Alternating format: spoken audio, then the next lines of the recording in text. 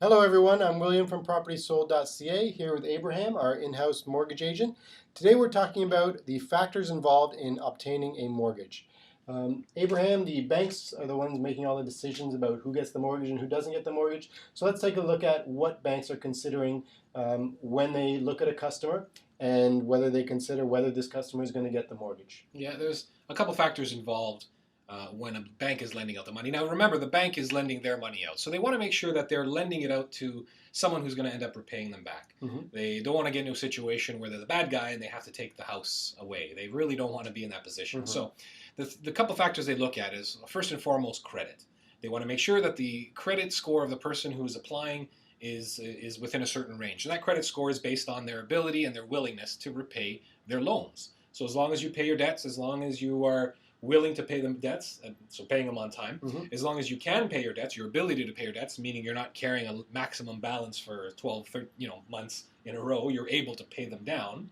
As long as those two factors are in check, your credit score will score high, and therefore your credit will be acceptable to the banks. That's the one factor. So number one, they're always going to look at your credit score, so you have to make sure that you have a credit score for one thing, and to make sure that your credit score is good. Yes. So what's the second factor? Second factor is income and expenses. The bank wants to make sure that you're putting yourself in a position that you can financially, afford.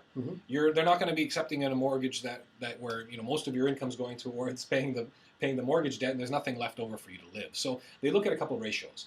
They want to make sure that around 32% of your income is used towards qualifying the mortgage. In other words, mortgage, principal and interest, which is your mortgage payments, taxes, so that you're able to pay the basics of the home. You're able to live there, you pay the property taxes, pay your heat, and that's 32% of your income should be calculated there. And that could be a combined income, could be a couple, or 3-4 people involved in the mortgage if it's parents and co-borrowers. I mean, it can get very complicated, but the point is, as long as there's enough income.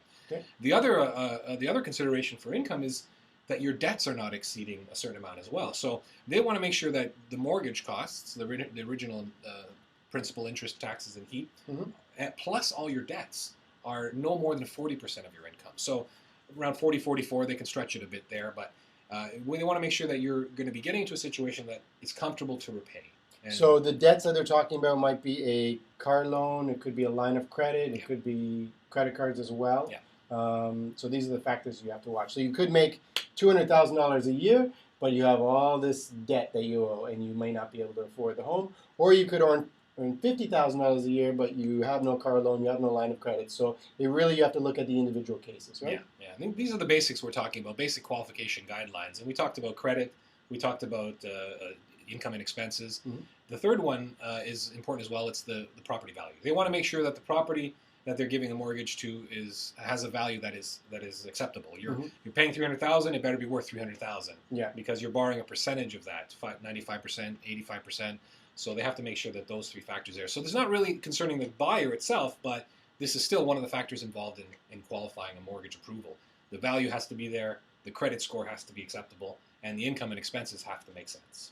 So really, those are the three factors that I'm looking into. Now, there are products and mortgages out there for cases where maybe your income is a bit low and it doesn't qualify. There are programs for that.